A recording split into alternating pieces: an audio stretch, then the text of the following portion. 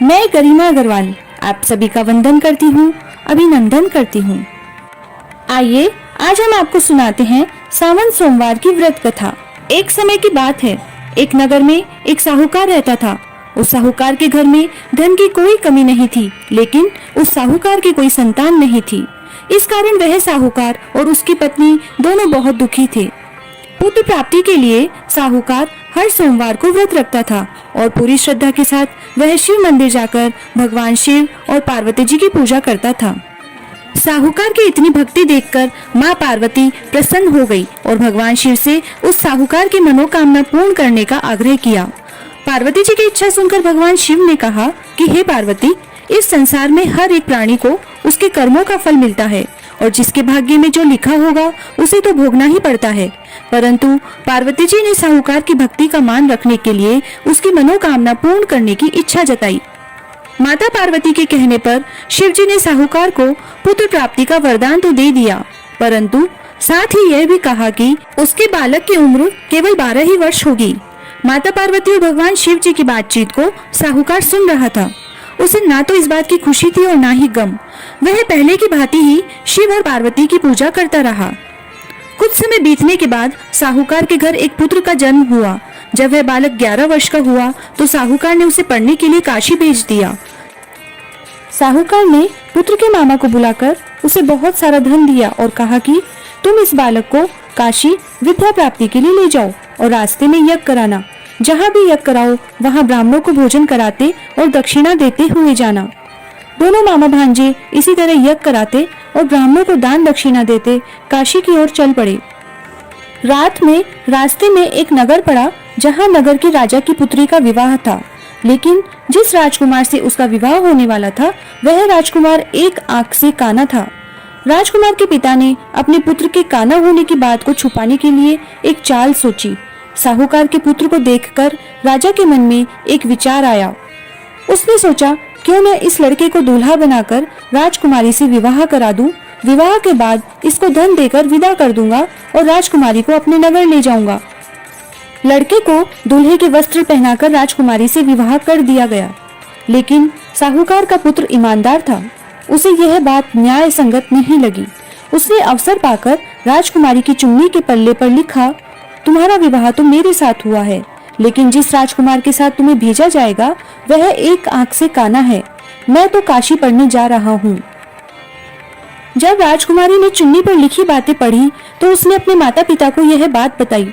राजा ने अपनी पुत्री को विदा नहीं किया, जिससे बारात वापस चली गई। इधर दूसरी ओर साहूकार का लड़का और उसका मामा काशी पहुँचे और वहां जाकर उन्होंने यज्ञ किया। जिस दिन लड़के की आयु 12 साल की हुई उसी दिन यज्ञ रखा गया। लड़के ने अपने मामा से कहा कि मेरी तबीयत कुछ ठीक नहीं लग रही है। मामा ने कहा कि तुम अंदर जाकर सो जाओ। शिवजी के वरदान अनुसार कुछ ही देर में उस बालक के प्राण निकल गए। मृत भांजे को देख उसके मामा ने विलाप करना शुरू किया। संयोगवश उसी समय शिवजी और माता पार्वती उधर से जा रहे थे। पार्वती ने भगवान से कहा, स्वामी, मुझे इसके रोने का स्वर सहन नहीं हो रहा। आप इस व्यक्ति के कष्ट को अवश्य दूर करें। जब शिवजी मृत बालक के समीप गए तो यह बोले, यह उसी साहूकार का पुत्र है जिसे मैंने 12 वर्ष की आयु का वरदान दिया। अब इसकी आयु पूरी हो चुकी है। लेकिन ममत्व भाव से विभोर माता पार्वती ने कहा कि हे महादेव, आप इस बालक को और आयु देने की कृपा करें, अन्यथा इसके वियोग में इसके माता पिता भी तड़प तड़प कर मर जाएंगे। माता पार्वती के कहने पर भगवान शिव ने उस लड़के को जीवित होने का वरदान दिया। शिवजी की कृपा से वह लड़का जीवित हो गया और कुछ दिनों बाद शिक्षा समाप्त करके लड़का मामा के साथ अपने नगर की ओर चल दिया। दोनों चलते हुए उसी नगर में पहुंचे जहां उसका विवाह हुआ था। उस नगर में भी उन्होंने यज्ञ का आयोजन किया। उस लड़के के ससुर ने उसे पहचान लिया और महल में ले जाकर उसकी खातिरदारी की और उसके साथ अपनी पुत्री को विदा किया। इधर साहूकार और उसकी पत्नी भूखे प्यासे रहकर अपने बेटे की राह देख रहे थे। उन्होंने प्रण कर रखा था कि यदि उन्हें अपने बेटे की मृत्यु का समाचार मिला तो वह भी अपने प्राण त्याग देंगे। परंतु अपने बेटे के जीवित होने का समाचार पाकर वह बेहद प्रसन्न हुए। उसी रात भगवान शिवजी ने व्यापारी के सपने में आकर कहा, हे साहूकार, मैंने तुम्हारे सोमवार के व्रत करने और व्रत कथा सुनने से प्रसन्न होकर तुम्हारे पुत्र को लंबी आयु प्रदान की है।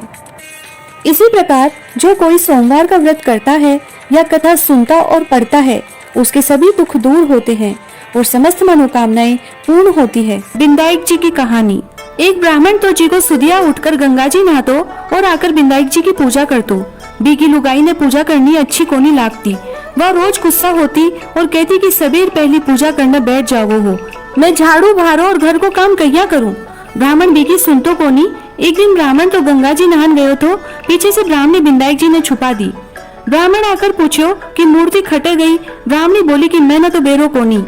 ब्राह्मण रोटी पानी कोनी खायो, कहो कि मैं तो पूजा करके ही रोटी खाऊंगा। ब्राह्मणी बोध कहो कि खा लो, पर वो खायो कोनी और रोन लाग्यो। दोनों ने रोता झगड़ता देखकर बिंदाईक जी की मूर्ति हंसने लगी तो ब्राह्मणी गुस्सा में आकर बोली कि मूर्ति वाह पड़ी।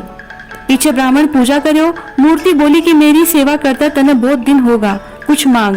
ब्राह्मण बोलियो कि अन्न मांगू, धन मांगू, जितना दुनिया में सुख है जी के सारा मांगू। बिंदाईक जी ब्राह्मण ने सारा सुख अन्न धन दे दिया। ब्राह्मण मूर्ति ने मंदिर में रखकर पूजा करने लाग्यो। ब्राह्मणी ने इतनो धन अन्न मिलने से उन्हें भी पूजा करने में श्रद्धा जागी और वह ब्राह्मण ने बोलकर मूर्ति घरा में लाई और खूब प्रेम से पूजा करने लगी। हे बिंदाईक जी महाराज, जिसो ब्राह्मण ने सुख दियो विसो सबने दियो। कहता ने सुनता ने हुकारा भरता ने अपना सारा परिवार ने दियो। जय बिंदाईक जी महाराज।